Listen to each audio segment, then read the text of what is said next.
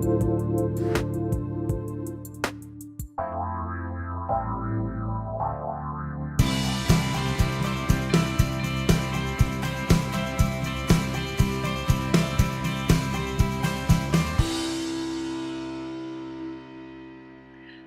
hello there, everyone. Are you in? Welcome to the Kornelia Stephanie Show. I'm with my beautiful co-hosts from Australia, Rise and Be Rich, Ahana and Daniel. Welcome to the show, team. Thanks, Kornelia. Good to have you guys. So, how's everything? How have you been? Oh, we've been good. It's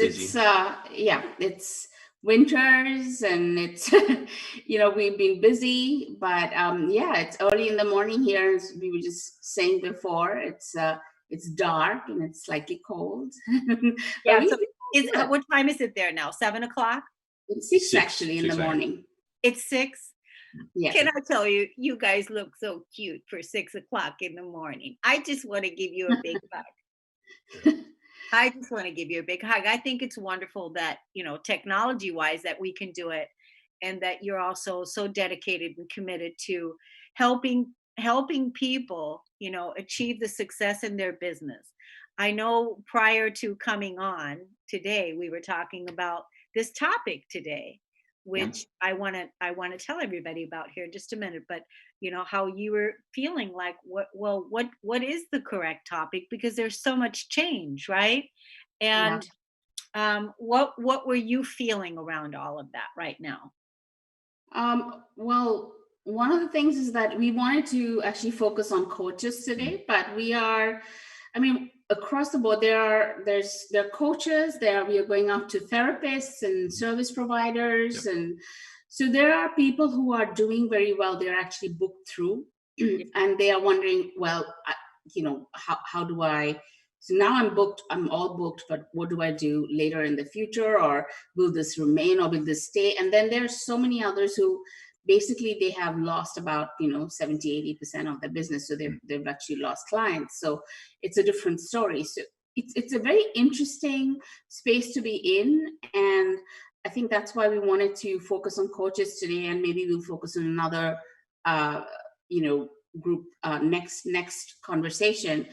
But it's separating the leaders from everyone else at this time, depending on the kind of actions you're doing or the kind of marketing that you're doing.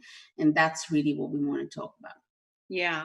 And I just want to let the audience know, grab your pen, grab a paper, because when Ahana and Daniel are here, they usually give you the steps. They give you the steps and they give you the tips on how to get there.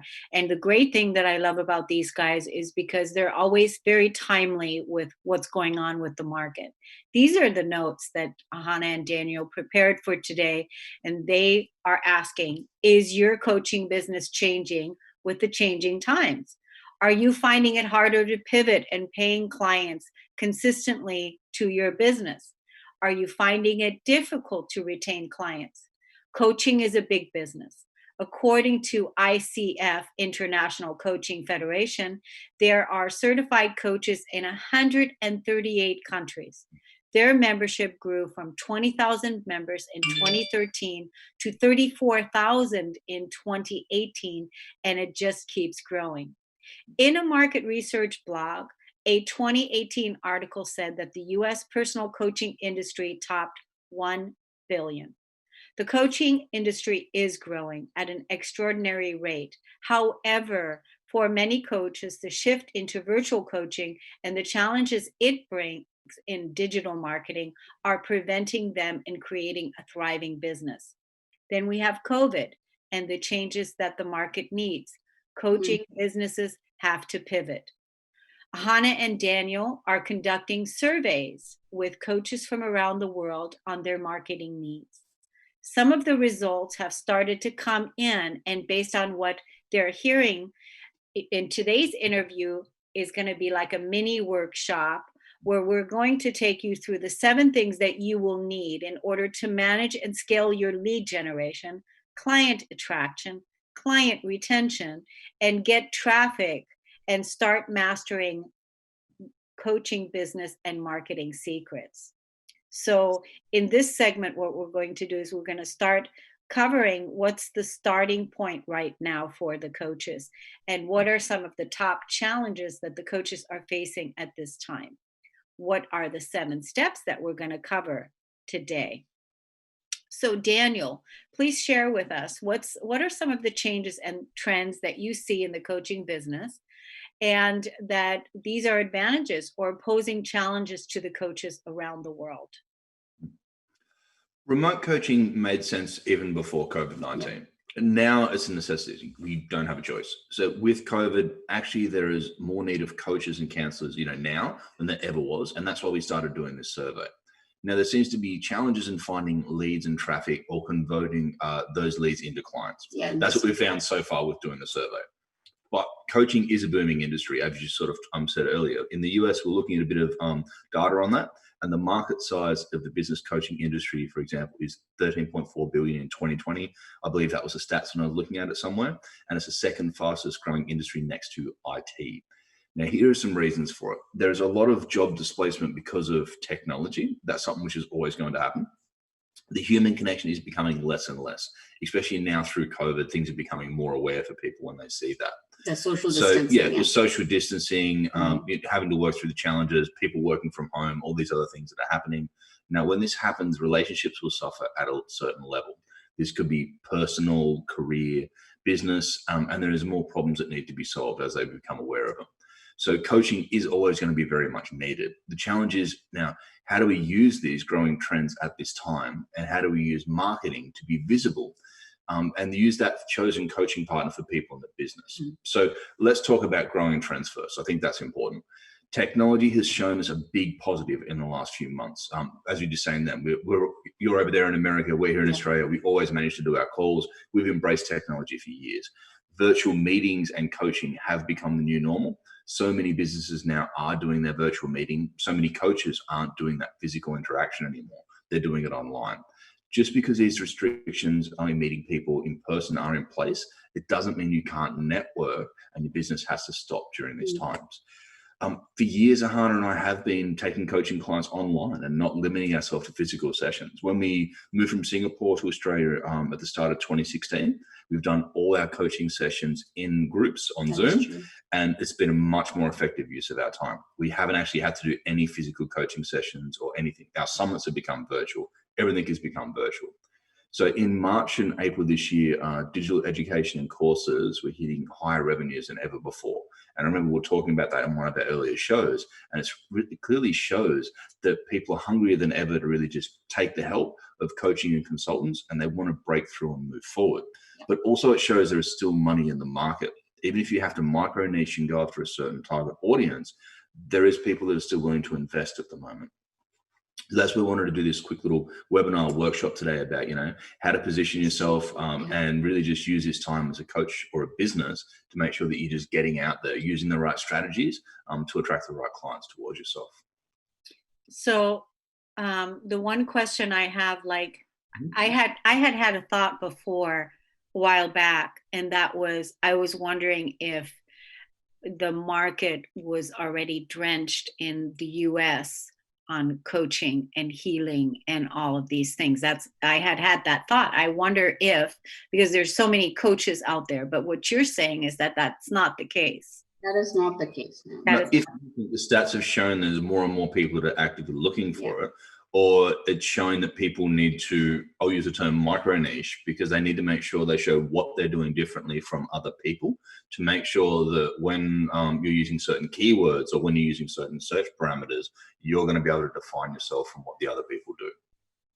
Yeah. And do you think that it's really important, like for coaches, I think, and do you also think that they have a niche, that they really focus on their niche? Do you think that's an important key piece? Yeah, it's a niche, but also how you differentiate yourselves. I think the coaches who are doing really well are using their marketing right now to really become visible and move sort of forward, move ahead of the rest of the people, the rest of the crowd. And I think that is what's needed. A lot of people are scaling back because, there's COVID, there is, all the stress happening in the market and they're not sure what's happening. And then there are others that we're hearing were booked full and have closed. Like there's a particular client we know that who's booked high ticket items straight from a virtual conference, and I'm talking about $10,000 to $20,000 packages right out of a virtual conference. So that's happening as well. So it's how you market, how you position yourself, and how you get out there and use the right marketing strategies to bring those people to your business right now. It's all about marketing right now. So basically what you're saying is, based on your survey and the study that you're doing with the coaches, based on your experience of working with them, it's all about marketing. What would be the 7 steps that we're going to cover then today? Well, like I said, it's a very interesting time because it's separating the leaders, as I said before, from everyone else. So some coaches, counselors that we're talking to, they will move ahead of the others because it's their resilience and leadership. They're taking risks right now, and many others are succumbing to, they will succumb to the pressure. So when we are doing audits, so we're doing a lot of audits for coaches right now, coaches, therapists. And we know through our outreach that many of them are kind of disheartened. So we're getting that data as well. And yet others, for example, one of our clients last week, we created a training product for her. So we worked on that last 3 months. And she let us know that her business is going through the roof. She sold several licenses, and she even managed to sell a license to a university, which they then gave to their students. So that was multiple licenses from one client. So what I want to do is I want to break it up into first talking about 3 steps on how any business, it doesn't matter if you're a coaching business or not, should be working through this crisis. Everyone's talking about the fact that you should pivot, but then how do you do it? So these are the 3 phases. And then once we've talked through those 3 phases, we can go into the 7 steps. And the 7 steps basically are repositioning yourself in the market, shifting your offers, marketing fundamentals, or having a marketing plan. Where do you start? A long-term marketing plan, immediately generations, a short-term plan as well, so that you can move very quickly at this time. 6 is growing your market. So we'll talk a little bit about paid and retargeting strategies, and finish the conversation with active prospecting, why that is important. So we'll do these seven steps today. Oh, good. Okay. So can you believe it? We're already at 15 in the hour. Why don't we take a break, and when we come back, we'll continue. I wanted to ask you really quick before we go, how is the COVID situation in Australia right now? We are opening back up. Everything's open back up. We are restaurants now can have up to 20 or 30 people though? Yeah, so we are slowly opening back up. So it's not like a lot of the other countries. Australia, New Zealand is open. Yeah, I'll just clarify. Australia has different stages. The state that we're in, Queensland, hasn't got any cases at all. So we've actually opened up quite a lot. Yeah, so other parts of Australia, Sydney and Melbourne, have more restrictions. But where we are, because they closed their borders very early. Yeah. It's great. We can go to cafes now and eat. It's become nice. That's so awesome. Wow, I can't even imagine. You guys, so no cases at all. In this state. For now, yeah. Yeah. But I mean, that's really a good feeling. Oh my gosh. So good for you guys. Well, that's good to hear that you guys are, opening back up, and you're having going to the cafe and enjoying some of the things that we were taking for granted before. My goodness, now it's like I haven't been yet, so I don't know what that. I'm looking forward to when that happens here. I think we're close. Let's take a break. We'll be right back.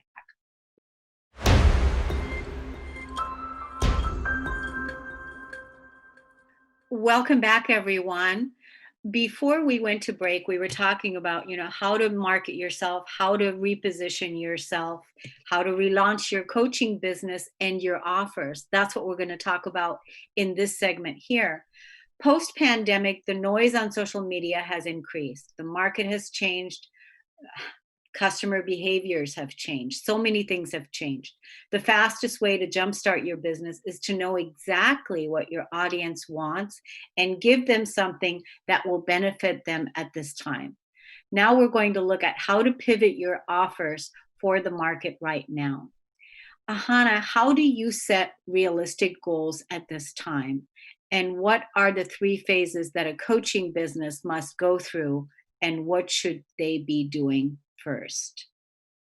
So, whenever there's uncertainty, and you will start seeing the changes in the market. So, that you have to change. So, first of all, it's not a matter of whether or not I should change. You have to change. Now, there's the important question that you need to ask, therefore, is what is a step-by-step way for me to change? And so I kind of looked at, and this is out of research that we've been doing. So there are 3 phases always when there's a crisis, when there's uncertainty and things, you have to start shifting a business a step at a time. The first phase is always respond to the crisis. So the way you respond is all about taking stock of your situation, becoming aware of your own business, what works, what doesn't work, becoming aware of the market. So looking at the research there, becoming aware of the changing needs of your target market, your target audience. You can do some surveys, you can test out a few things to see how they're responding at this time. And then you set out a plan of continuity. And continuity means that you continue engaging with them, you continue talking to your target market, you keep serving them as you go, and how you communicate with them then matters. How you respond at this time matters, because all your target market is actually looking at you. They're seeing what you're doing. So, and your target market could also be your teams and employees. If you have remote workers, if you have people working with you, they're all looking at you and how you respond to the situation. Mm-hmm. So response is always the first phase when you're moving through a crisis. The second phase is once you've figured out your response, your second phase is recover. It's all about recovery. Now that you've learned the lessons, you've figured out this is what my audience needs, you've continued building your authority in the market, you've got a good idea now where the market is shifting, you start planning the recovery process. And this planning phase is where you will have to make changes probably in your branding, on your website, on your offers, how you market and sell. So this is a preparation, and we had to do that. We had, when actually the peak of the COVID, we realized this is what's happening. So we did the response process, and we moved into recovery very fast. So a lot of companies have done that. And so now they are moving slowly out of the recovery into the third phase, which is thriving. If you've done phase 1 and 2 well, you should emerge as a leader in your field or in your niche, because you're already now ready to take on the market as the market opens up and you lead the new normal. So for many businesses, they are in phase 2, but you have to figure out where are you right now. If you are still in phase 1, that's all right, but you have to take these 3 steps, which is respond, recovery, and then thrive. I love that. And that's really good. Even if you're in phase 1, don't feel bad. Just acknowledge where you are. I love the response thing. And what I'm not hearing, and I like that I'm not hearing that, is I like that I'm not hearing, well, the money is not there, because what you're saying is I hear the word thriving, and that people are definitely out there and they're definitely making money and they're definitely purchasing high packages, Yeah. So it's definitely happening. It's just a matter of reassessing. Like you said, you gave us those 3 steps right there on how to position yourself now and how to relaunch now, right? Yeah. So Daniel, what is the first step in the plan with repositioning yourself for growth? Should you rebrand? And if so, why? And how do we even begin?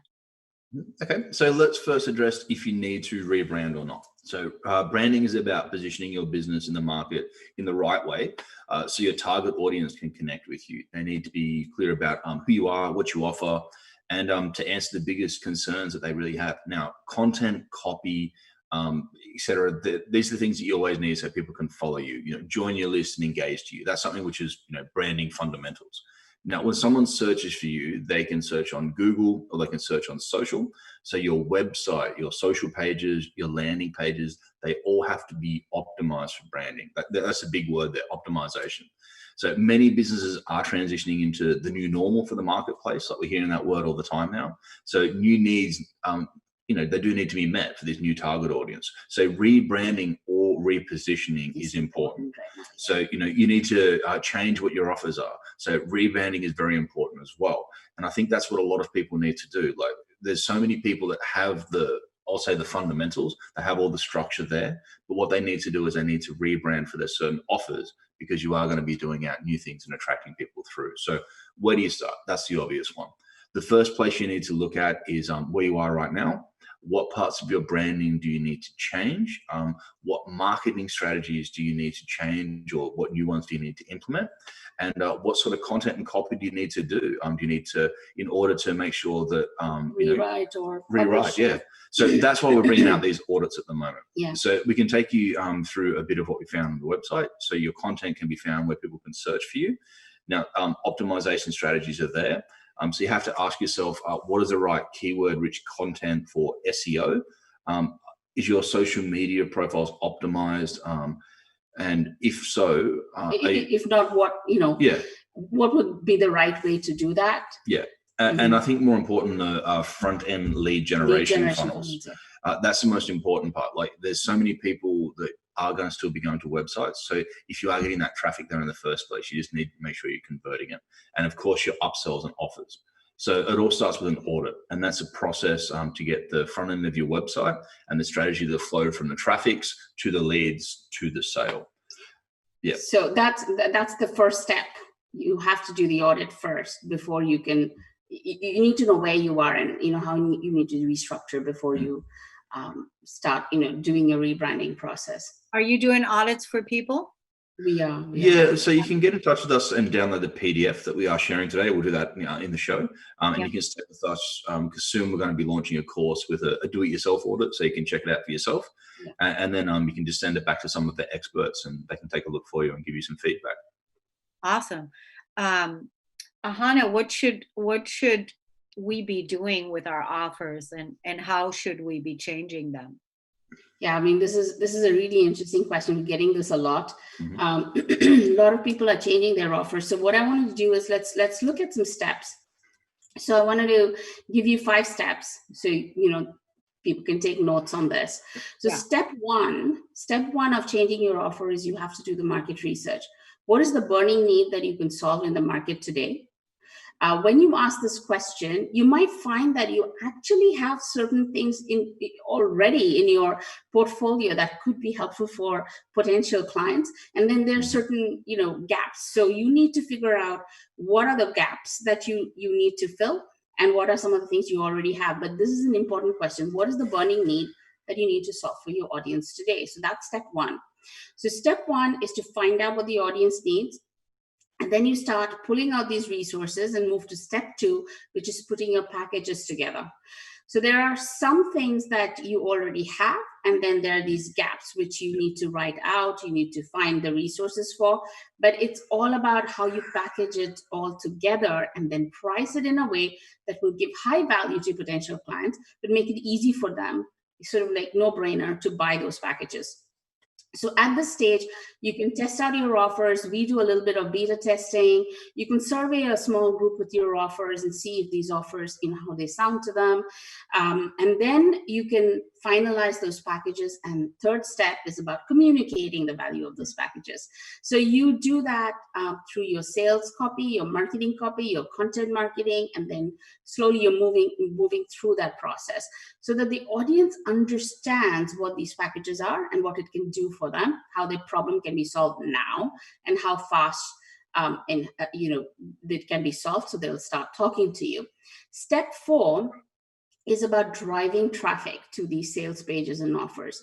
So what you need as step 4 is to have a front-end lead funnel, like a lead generation offer. We're working on a number of projects for clients right now to change their front offer because their back offer has changed. So this could be either a free or a small cost offer that people can take. They can test out how to work with you. And then from there, you get a much higher value qualified lead to convert into your big offer. So some people will do a 3-part process. They'll give a free report, a webinar, followed by an appointment. So you can figure out what that funnel is, but it's important to change that in the front so it's easier to sell your back offer. And then finally, step 5 is finding the right traffic to your landing page or lead gen funnel, and nurturing those leads with your email marketing. And that's all of that is the marketing process. So I know it looks like a long drawn process, but it's not. We launched 2 new websites with completely two new offers to 2 target market groups in a matter of 3 weeks. So the initial idea and research, we did that in, I think, in a week's time, and we put the idea together in less than 72 hours. So it's not a long drawn process. If you know exactly what to do, it gets done very fast. So everything from concept to the website to actually launching, we are already working with our team to, we've already moved through the sales process now. So that happened in less than a month. So it is something that you can work on very, very fast. Yeah, and I really see tremendous value in what you're talking about with refreshing your business, like even like you said, the back end and the front end, and looking at your offer and, looking at, what it is again, making it fresh again. Because a lot of people were faced with, do I even want to keep my business? Do I even want to stay there? And that if you're coming back in it and you picked it back up and, you're giving birth to it again with all the different ways, and you've already got everything, you've already got a great system in place. It just needs to be refreshed. And like you said, doesn't have to be a long drawn out process, but just at least to know that, okay, these are some of the steps, and that then the market is there, and that you position and launch yourself out there with a team like you guys that are helping many people do that in the process.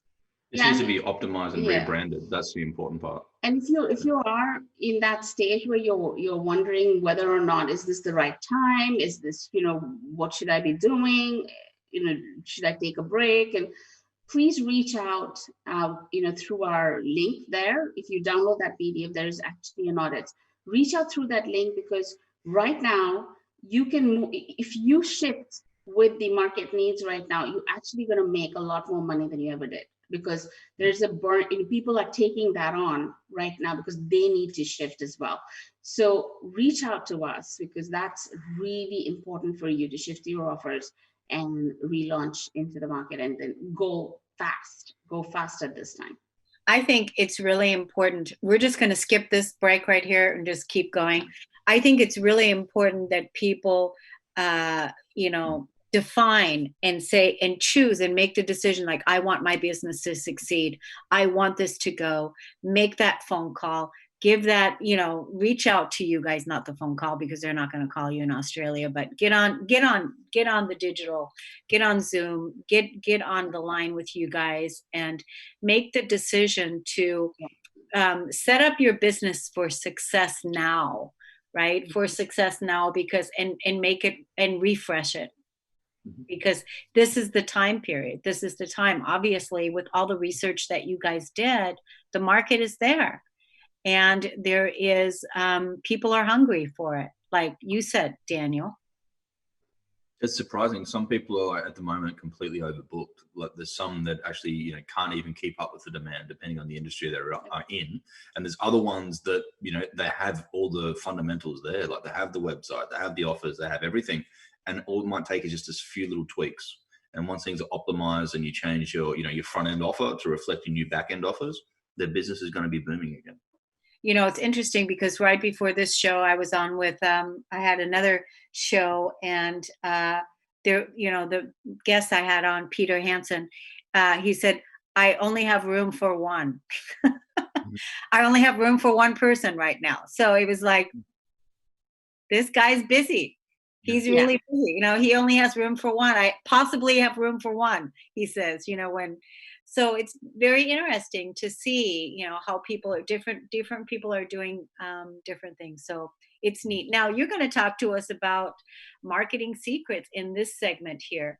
When thinking about marketing your coaching business, most business owners think about, what tools should I use? What tactic is good for me? What would happen if we shifted our focus not just on tools, but also on goals? And so now you're going to share with us some coaching business marketing secrets and foundations that we need to grow our coaching business at this time. So, Daniel, before getting into what's good for coaching business, what are some of the marketing fundamentals that we should keep in mind? Okay, so for them ones taking notes, we'll break it down into 3 different parts, but marketing is simple. Most people will complicate things and they try to do a lot of things without understanding the fundamentals. But really, marketing, let's break it down into 3 main things. Number 1, the most important one is traffic. How do you drive the right kind of traffic to your website or landing pages? There are many ways to find the right traffic through paid and organic marketing, social media marketing, other people's lists, podcasts, videos, PR. These are all great traffic sources, and they're coming from outside to in. And there is building up SEO, ranking on Google and being found online. Your online presence that attracts those who are actively searching for your service or your landing page. Number 2 would be lead capture. So when that traffic does come to your website or your hard work is paying off, you need to have an effective lead generation funnel. So all that hard work, time, and even money that you put into driving traffic is not wasted.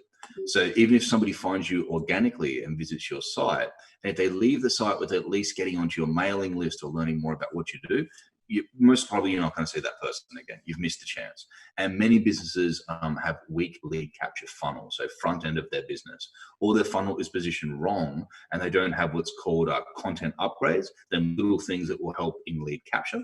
Also, they don't have good email marketing set up to start nurturing the leads. So even when they do get the people in there, they're not emailing them enough, or they're not having strong enough headlines in their emails, which means they're not taking advantage of all that traffic. They don't have a good open rate. Yeah. So the open rate's low, the click-through rate is even worse. And so these are important you need to do. And the third one is obviously conversion. So ultimately, all the marketing that you do is to drive those people who are ready to your product. So there's qualified leads. There needs to be a good sales conversion conversation with you. Sales conversation with you. So this can be done in various ways, but I think email marketing is always going to be powerful, or getting on the phone. And the way to nurture them is to prepare them clients for conversion. So there are other ways like retargeting. We won't go into Facebook pixels and things like that. That's a whole other topic on itself. But really, that's as marketing goes. All strategies should be covered in these 3 main fundamentals that I said, and then you're pretty much good to go. Yeah, traffic, so traffic, lead capture, conversion. So that's the 1, 2, 3. Yeah, they're the most important. Good. I like that. 1, 2, 3. Yeah, traffic, lead capture, and conversion. Yeah. Yeah. So is there a difference between a long-term and a short-term plan? I'll go first, and you can join. So I would say short-term plan is obviously just to get the people straight away, but I'll let you go into more detail. Well, okay, so the way you work on this, the last question we didn't talk about the long-term, short-term, but essentially you have to have both as part of your marketing strategy. So long-term plan is building up your content and social media strategy so that you can always and consistently get leads and high-quality leads coming to your website, to your landing pages. But this takes time to build. I worked with a company here. I worked with them for slightly over 3 years, 3.5 years. And in those 3.5 years, we tripled their revenues. But it took time to build, and we tripled their revenues, but we half their, I think we went down even less than half, 50%, less than 50% on their marketing budget. And we were able to do that with organic marketing. So that takes time. But as you are rebranding and relaunching your coaching offers, you want immediate sort of results to start showing up. So for that purpose, you need to have a short-term strategy. Yeah. And that's getting quick qualified leads to have conversations with you, whether it's a sales conversation, a partnership referral conversation, joint venture affiliate marketing conversation. And you can do that by growing your network. And you can grow your network through physical events. However, due to COVID, many events are, they're canceled. But you can actually do the same thing by growing your network online.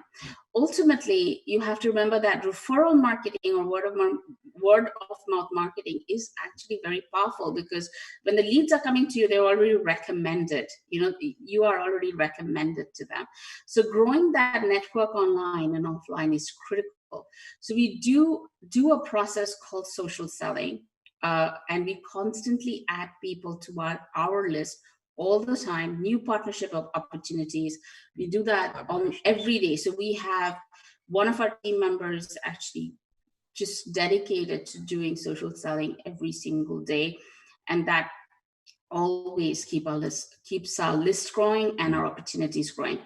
And you can use, so once you've got that list, then you can use your email marketing to ask for referrals as well. You can have those people become your affiliate partners. So a lot of people miss these little strategies which could potentially land them into, new clients and qualified clients right now. Revenue. So when you have when you're doing a marketing plan, you need to have that long-term strategy and short-term strategy, and then you'll never be short of leads. That sounds good. I like it. So basically just, have the long term and the short term and you're covered. Yep, exactly. Yeah. Yeah. And you use the key word, and that is the strategy, isn't it? Yeah, I think it's all about planning. It's all about putting that in place and knowing exactly what you're doing. Because I think a lot of people, the missed opportunities, we see a lot of people take on courses and then they're like constantly on social media. They're putting in so much hard work. And at the end of the day, it's like that much of hard work with just, little bit of results.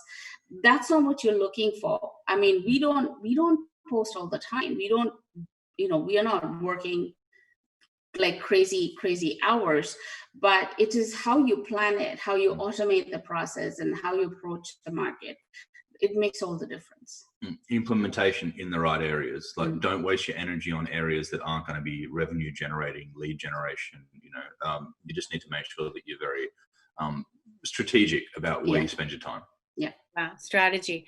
And I mean, this is also the place where I'm at right now too, not just in my professional life, but then also even in my personal life, like where I'm putting my energy and my focus, where I'm putting, like, what, really, what is, the value, because my value is, so high in my being. And so where am I putting that focus? Where am I putting that energy? Where am I putting my time, and who's getting it? Right. So it's like, it's being in that space. I think, when it's all the same, because we've got our business, we've got our personal lives and the things that we're engaged with. But if we make that, a clear cut focus that, that our time is valuable, really valuable, our energy is valuable. Yeah, and that's why we should do that recovery plan and then do the plan to thrive. So it is really important to do that recovery plan, because you can't do everything, and you can't hold on to the past saying that's what worked for me. But if it's not working now, it's not working now. So you need to take stock, do that recovery plan, and then go, hey, I'm going to go this direction and in a bigger way. So that's what it's all about right now. Yeah, I like that. I like the whole revamping, taking the audit, looking at everything again, and making a new commitment. And it doesn't have to take a long time. You don't have to be overwhelmed by it. There's some key things that you can do right now that will really shift things for you if you're willing to sit down and do the work, right? Yep, absolutely. Yeah. Good. Well, let's take our last break. And when we come back, we're going to talk about how to have a holistic marketing strategy that gives you all. So we'll be right back.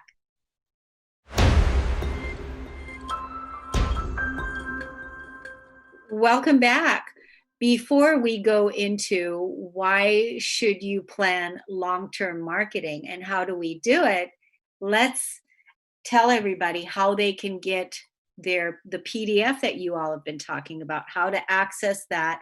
And everybody go to it and download that PDF and sit down and have all the steps laid out for you right there. So how can we get access to that PDF?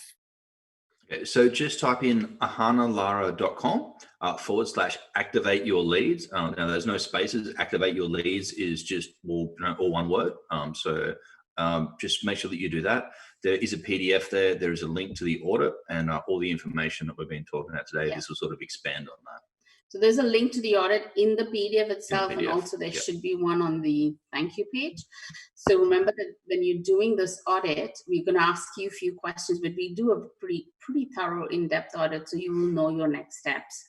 And then you could start planning, okay, where do I put my resources? Where do I put my attention? What do I need to prioritize first? So the 9 steps will actually give you kind of like an overview, but then the audit will take it and customize it for you. And that's done with the person to person on a Zoom call. Good, good. So long-term marketing, Ahana, like when you're talking long-term marketing, are you talking a year, 3 years, 5 years? What are you talking? What I mean by long-term, so when you do long-term, you're looking at consistency. And every year you plan your annual sort of marketing. And short-term means infusion of what you need right now. But you have to do both. You can't just do one without the other. If you do long-term, that's great because you're going to get leads, but you might get leads, you start getting leads maybe 3 or 4 months down the line. Organically, like we get leads all the time organically. People find us online. We ask, whenever people sign up, we'll ask them, where did you find us? And a lot of them just say, we just found you on Google. So that's, that takes time to build. But the short term is a lot more direct, and you could get people from, doing certain campaigns into your lead and appointments and sales conversations, et cetera, webinars, et cetera. Mm-hmm. And so how do you do it? How do you do the long-term marketing? Okay, so long-term marketing has a few components. The first thing that I want to talk about is if there are people who already are getting bookings, you still need to do marketing. Do you want to touch upon that before I go into the steps of long-term marketing? Because we're already talking, about who's busy at the moment and who's overbooked. So I think what really jumps out at us with COVID-19 is look at the cleaning industry. So cleaning services, they have additional procedures in place because of COVID-19. So that's a really good example to look at. Now, this is wonderful news for them. Because it may not remain the same when these restrictions are fully lifted and things go back to normal. But at the moment, their businesses are booming. So the businesses who do build their lists, use effective marketing and branding during this time are going to be the ones that achieve client retention. That's the big word right there. So, this bubble is great, but who takes advantage of it? So just because things are coming easy now, that doesn't mean the situation isn't going to change. Marketing and sales is always going to be the key to any successful business. So the ones that put the most effort into these areas are the ones that are going to stand out from the crowd. Now we're in the digital age. So you need to get through all that noise and you need to be visible and stand up for the competition. And the other hidden aspect in business we haven't discussed, and let me give an example. Ahana follows a coach that used to coach around website builds, design, and copy. Yep. So post-COVID-19, that coach has changed their strategy and is now focusing on sales pages. So Ahana and that coach are still constantly in communication through the mailing list and social. So when that coach was changing her strategy, Ahana was able to not only support her, but able to help her in the relaunch process. So if that coach had stopped connecting, marketing, social selling, networking with Ahana, just like with the rest of her community, this opportunity would not even arise for it, would have fallen short. So this is why we have to keep working on all levels of your marketing to make sure you have a bunch of bookings. So some therapists that we've spoke to as well recently, they're fully booked at the moment. But there are others who aren't. That all comes down to branding and marketing. Yeah. So what he's trying to say is that some people are doing well, right? So they're like, okay, maybe I don't need the marketing. And then other people are like, I don't know where to start. But long-term marketing essentially means that you will never run out of leads. It's a consistent process, which has 4 key components. So I'm just going to give you the 4 components. The first one is web copy, blogs, articles, case studies. It's all about the content flow, and copywriting. Yeah, content. Everything is built to attract your target market. Even SEO, keyword-rich content, you only need 2 to 4 pieces of additional blogs per month, and you can use those same blogs, repurpose the content. We do these content calendars. We do 30-day content calendars for clients, and it's not like I have to come up with 30 topics. That's not how it works. You create key pieces of content which are SEO rich, which can be converted into multiple videos. It can be put into different, social posts. It can be rewritten for guest posting. And so you plan your content well, and you write the right copy, and you have a beautiful, the content flow. And that's what keeps your audience going back for more and more on your website. So that's one. That's the first part of long-term thinking in terms of marketing. The second part is obviously social media marketing management. Now, this has to be integrated with that content marketing piece that you're doing. So when we do the content marketing calendar, we usually do the social marketing calendar as well. But what I've seen is that what a lot of people do is they will do randomly. They do the social media marketing. So when and a lot of people will give the social media marketing out to VAs, and that somehow, they don't get the results, and they get frustrated. So it's not about so much about that, but it's about the click-throughs. So goal is to have click-throughs to your website, to your landing pages. You can measure this. If you have Google Analytics on your website, you can measure exactly where your leads are coming from. So social media marketing is, again, another strategy that goes hand in hand with content marketing. And then you get the paid marketing strategy. That's number 3. And this is to enhance the results. But if you're not getting organic marketing, there's no point in just randomly doing a paid marketing strategy. You need to know what works for your audience. So that's third. And then last one, as we talked about, is you need to have active prospecting or social selling, which should be a must at this time and should be part of your marketing plan. So those are the 4 things that you have to have in order for you to have long-term success in marketing. Wow, you gave us so much. You gave us so much to think about. Daniel, do you want to wrap this up? We have like 2 minutes. Can you wrap it up in 2 minutes, Daniel? Yeah, okay. Now, there are things that you must do for yourself when it comes to marketing and sales, and then there are things that you should not waste your time on. So outsourcing, that is the most important thing that any sort of business should learn. Focus on outsourcing, focus on where your strengths lie, outsource what you don't want to do. So the biggest challenge that we see coaches that are, they're spending time, now they're trying to generate the quality leads. They're spending too much time on generating them on their own when they should be spending their time on coaching and helping others or creating content. So the parts of the marketing that are essential, we've given you the 7 things to focus on today. However, if you're feeling overwhelmed, stretched, tired, or you feel like you're juggling a bunch of things and not clear about your direction, you should use your digital presence on click-throughs, leads, and sales. Start with the audit. So I'll just give you that link again for that one. That is ahanalara.com.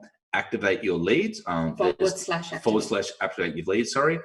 All the information is there in the PDF. There's 9 great steps, and there's that link to the audit. Just make sure you do ahanalara.com /activate your leads with an S at the end. And download the PDF, get onto that audit, and we'll create a clear marketing plan for you. Thanks, everybody. Thanks, Ahana and Daniel. Many blessings. Have a wonderful Saturday, and we'll see you again next time. Thanks, everybody. Bye.